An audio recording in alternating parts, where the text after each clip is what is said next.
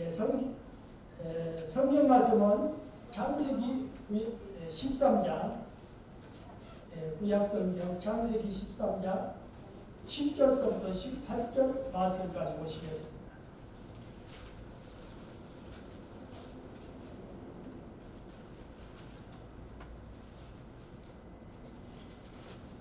예, 10절부터 18절 끝절까지 보는데, 예, 저와 우리 성도님들과 함께 읽어가시도록 하시겠습니다. 10절부터 다 같이. 이에 롯이 눈을 들어 요단 지역을 바라보며 소알까지 온 땅의 물이 넉넉하니 여호와께서 소돔과 고모라를 멸하신 전이었으므로 여호와의 동산 같고 애굽 땅과 같았더라. 그러므로 롯이 요단 온 지역을 택하고 동으로 옮기니 그들이 서로 떠난지라. 아브라함은 가나안 땅에 거주하였고 롯은 그 지역의 도시들에 머무르며 그 장막을 옮겨 소돔까지 이르렀더라. 소돔 사람은 여호와께 악하며 큰 죄인이었더라. 롯이 아브라함을 떠난 후에 여호와께서 아브라함에게 이르시되 너는 눈을 들어 너 있는 곳에서 북쪽과 남쪽 그리고 동쪽과 서쪽을 바라보라. 보이는 땅은 내가 너와 내 자손에게 주리니 여러분이 이르리라. 내가 이 자손의 땅에 특별하게 하리니 사람이 땅의 특별을 능히 셀 수 있을진데 내 자손도 세리라. 너는 일어나 그 땅을 경과 행으로 두고 다녀보라. 내가 그것을 네게 주리라. 이에 아브라함이 장막을 옮겨 헤브론에 있는 마므레 상수리 숲골에 이르러 거주하며 거기서 여호와를 위하여 제단을 쌓았더라. 아멘. 오늘 본문 말씀을 중심으로 함께 은혜를 나누고자 하는 말씀은 비전과 믿음의 세계라는 말씀으로 은혜를 나누고자 합니다. 아브라함은 처음 기근을 만났을 때 그는 실패를 했죠. 하나님의 말씀보다 기근이 더 두려웠기 때문이었던 것입니다. 그러나 한 번의 큰 실패를 경험했던 아브라함은 두 번째 가정에 대한 문제에 대해서는 그가 승리했습니다. 그 이유가 무엇일까요? 하나님 때문에 자신의 이익과 명예를 다 포기했기 때문인 것입니다. 우리는 어떻게 보면 포기는 신앙의 출발점이라고도 할 수가 있습니다. 믿음이 없을 때는 나 자신만 중요하게 여기는 것입니다. 그러나 믿음이 생기면 하나님이 더 중요해지는 것입니다. 언제나 하나님 중심으로 생각하게 되는 것입니다. 믿음이 없을 때는 자신의 이해관계에 굉장히 예민합니다. 손해보는 일은 절대 하려고 하지 않습니다. 그러나 하나님 중심의 믿음을 갖게 되면 손해볼 줄도 포기할 줄도 아는 여유와 믿음이 생기게 되는 것입니다. 믿음이 없었던 이 롯은 갈등 상황 속에서 하나님을 선택하기보다는 이해관계에 예민했었고 물질과 눈에 보이는 세상적인 행복을 추구했던 것입니다. 10절의 말씀입니다. 이에 롯이 눈을 들어 요단 지역을 바라보며 소알까지 온 땅에 물이 넉넉하니 여호와께서 소돔과 고모라를 멸하시기 전이었으므로 여호와의 동산 같고 애굽 땅과 같았더라. 이처럼 우리 주변에는 우리를 유혹하고 정말 우리 눈을 황홀하게 하는 세상의 물질과 명예와 쾌락의 자리가 얼마나 많은지 모릅니다. 롯은 선택권을 잘못 사용했습니다. 자기가 본 세계가 자기를 행복하게 해주리라고 그는 생각했던 것입니다. 10절에서 롯이 바라본 이 요단 지역은 세 가지 특징이 들어있습니다. 첫째, 물이 넉넉하다는 것입니다. 물이 많다는 것은 농사가 잘 되고 모든 생산되는 물품이 풍족하다는 것입니다. 둘째, 여호와의 동산 같다는 것입니다. 에덴 동산을 생각할 만큼 완벽한 조건과 환경을 갖춘 지역이라는 뜻을 가지고 있습니다. 그렇기 때문에 우리가 에덴 동산을 생각할 만큼 그러한 환경을 가졌기 때문에 이렇게 그곳에 아마 더 집착했던 것 같습니다. 셋째는 애굽 땅과 같다는 것입니다. 아브라함과 롯은 기근 때문에 한때 애굽 땅으로 피신한 적이 있었습니다. 그곳에 갔을 때 나일강을 중심으로 찬란한 도시 문화가 꽃피었던 애굽 문명의 여러 가지 편리함과 화려함을 보았던 것입니다. 물된 동산 같고 용화의 동산 같고 애굽 땅과 같은 그곳은 이 행복이 보장된 것처럼 아름답게 보였던 것입니다. 그러나 그 땅이 어떤 땅입니까? 바로 소돔과 고모라인 것입니다. 역사적으로 가장 무서운 심판을 받았던 땅입니다. 하나님의 약속과 복이 없는 곳이었다는 것입니다. 단지 인간적인 관점에서 볼 때만 행복을 약속해 줄 것 같은 착각을 주는 그런 곳이었던 것입니다. 화려한 것에 절대로 속지 마십시오. 그럴듯한 곳에는 언제나 함정이 있다는 것을 우리는 알아야 합니다. 이러한 유혹이 이 아브람 롯에게만 있는 것일까요? 그렇지 않습니다. 우리 주변에서도 얼마든지 찾아볼 수가 있는 것입니다. 우리가 거주지를 선택하려 할 때는 우리에게는 많은 가능성이 주어져 있습니다. 그러나 우리는 믿음과 신앙을 가지고 그 중에 한 곳을 잘 선택을 해야 하는 것입니다. 11절의 말씀 보시겠습니다. 그러므로 롯이 요단 온 지역을 택하고 동으로 옮기니 그들이 서로 떠난지라. 결국 롯은 하나님을 택하지 못하고 세상을 택했습니다. 사람의 눈에 보기 좋은 행복의 조건들을 찾아갔던 것입니다. 결국 나중에 그가 잘못된 선택에 대한 대가를 치른 것은 우리가 성경을 통해서 너무나도 잘 알고 있습니다. 롯의 비극은 아브라함을 떠난 데서 시작이 되었습니다. 롯은 아브라함을 떠나면서 한마디로 세상을 택했다는 것입니다. 여러분, 복의 사람들을 만나십시오. 기도의 사람, 믿음의 사람을 만나면 우리가 살아가는 평생의 후회가 없을 것입니다. 12절 말씀입니다.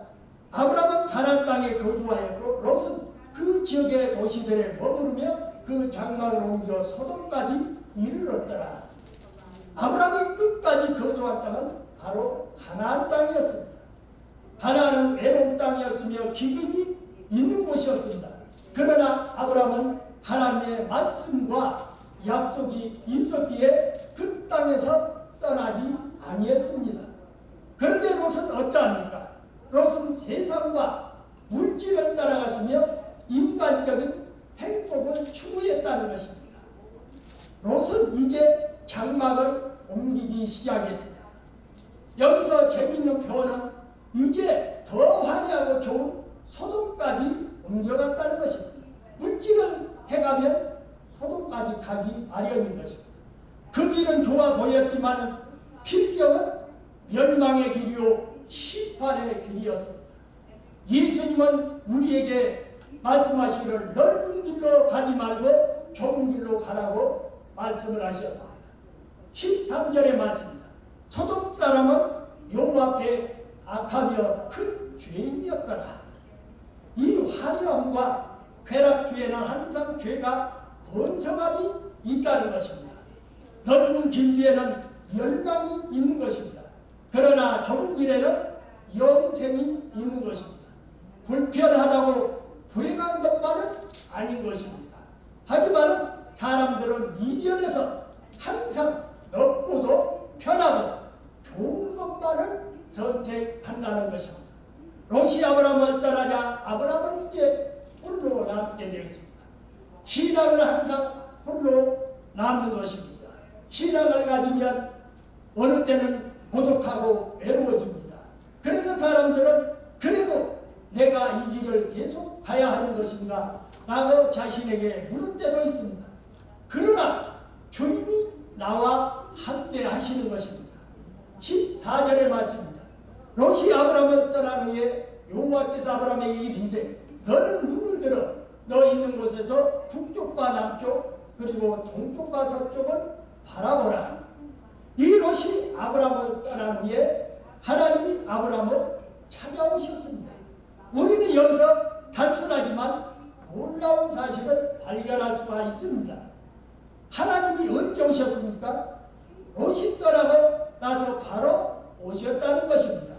롯이 떠난 후에 하나님이 아브라함을 찾아오셨다는 이 말씀을 보면은 하나님이 이미 아브라함 곁에 계셨다는 사실을 우리는 알 수가 있습니다. 하나님은 시기를 보고 계셨던 것입니다.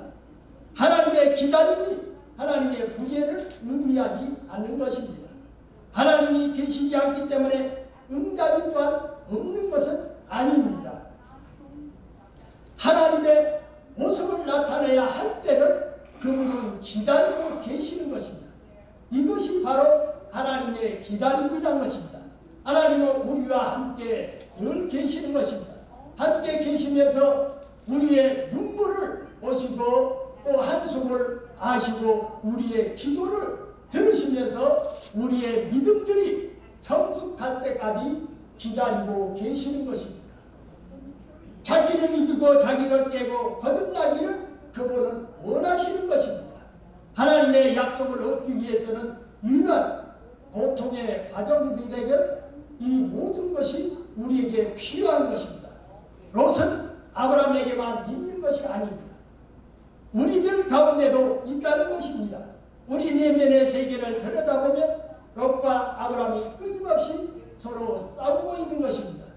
하루는 롯처럼 생각하고 하루는 아브라함처럼 생각하기도 합니다.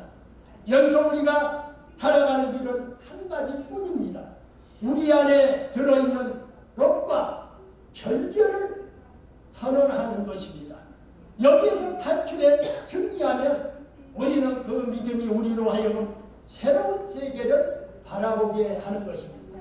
한 번도 보지 못했고 상상하지도 못했고 가보지 못한 놀라운 세계를 우리가 보게 되는 것입니다. 인간의 경험이라는 것은 너무나 뻔하지 않을까요? 롯을 떠나보는 후에 아브라함을 찾아오신 하나님께서 이렇게 말씀하셨습니다. 너는 눈을 들어 너 있는 곳에서 북쪽과 남쪽 그리고 동쪽과 서쪽을 바라보라. 동서남북은 세계를 뜻하고 있습니다. 믿음은 새로운 세계를 바라보게 하는 것입니다. 창세기 13장 14절에서 배우게 되는 세 가지의 말씀의 비밀이 여기에 들어있는 것입니다. 첫째로 하나님은 아브라함에게 이 눈을 들라고 말씀을 하셨습니다. 그에게 비전과 믿음과 세계를 보여주시려는 것이었습니다. 인간은 본능적으로 땅을 바라보면서 사는 것입니다. 그러나 하나님은 우리에게 믿음을 주시기 위해 가장 먼저 눈을 들어서 땅이 아니라 하늘을 바라보게 하신 것입니다. 자기 내면 세계를 보면 오히려 자신이 없어지고 모든 것을 포기하고 싶은 생각밖에 없는 것입니다. 하지만 눈을 들어서 하늘을 보면 그곳에는 놀라운 환상과 비전과 하나님의 세계가 기다리고 있다는 것입니다. 둘째로 하나님은 너 있는 곳에서 라고 이렇게 또 말씀하신 것입니다. 우리가 지금 있는 곳에서부터 다시 시작을 해야 합니다. 복은 하늘에서 떨어지는 것도 아니고 땅에서 솟아나는 것도 아닙니다.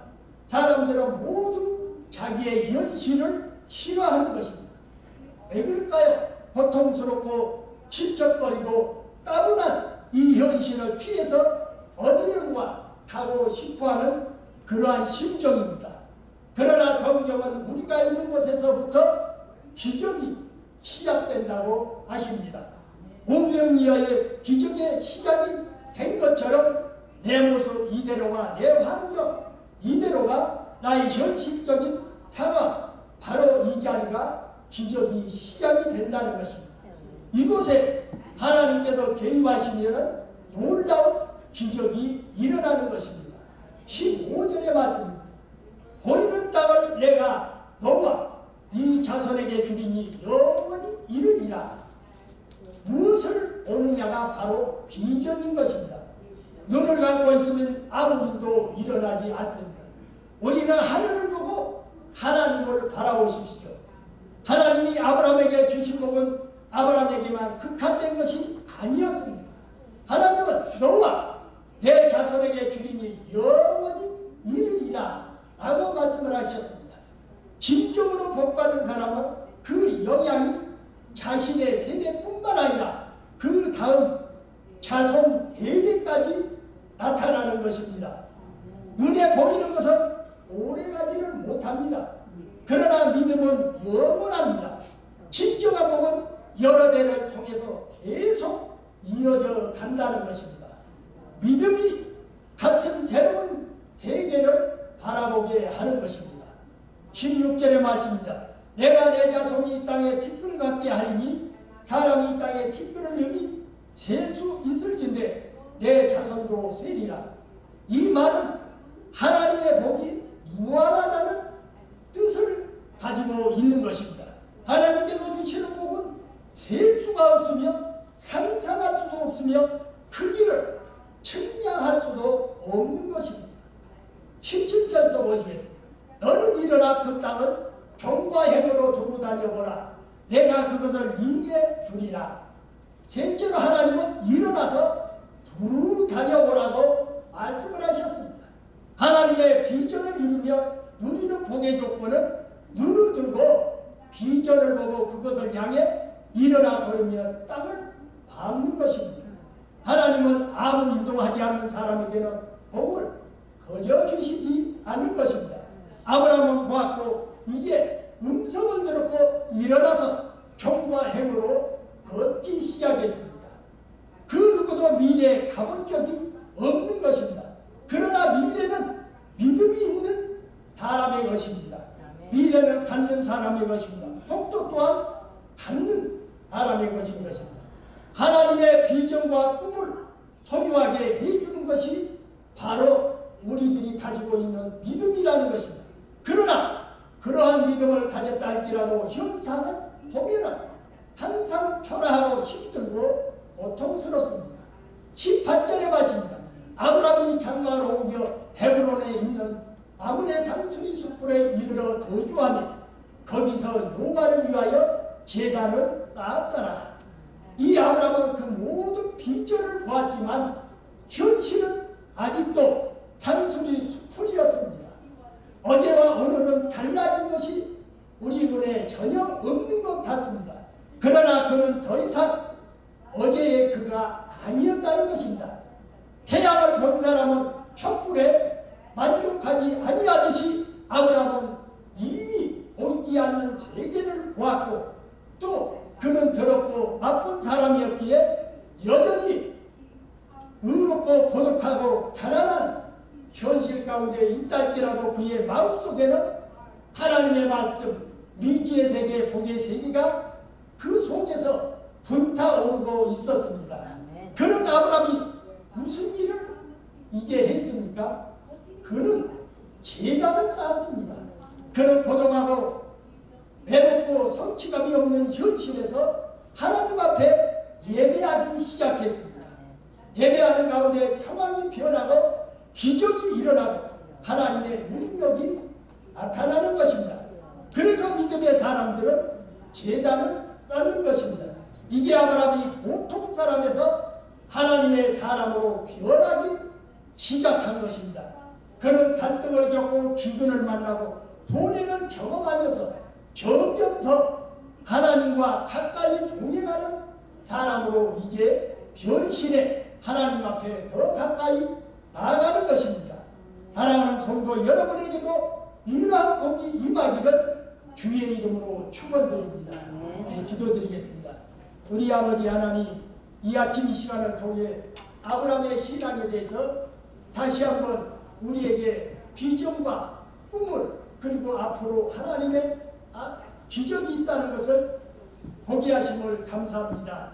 우리 앞에도 아브라함 같은 하나님의 놀라운 축복과 역사가 있다는 것을 다시 한번 믿고 믿음으로 나아가는 믿음의 승리자가 되기를 소원하면서 우리 주 예수 그리스도 이름으로 기도하옵나이다.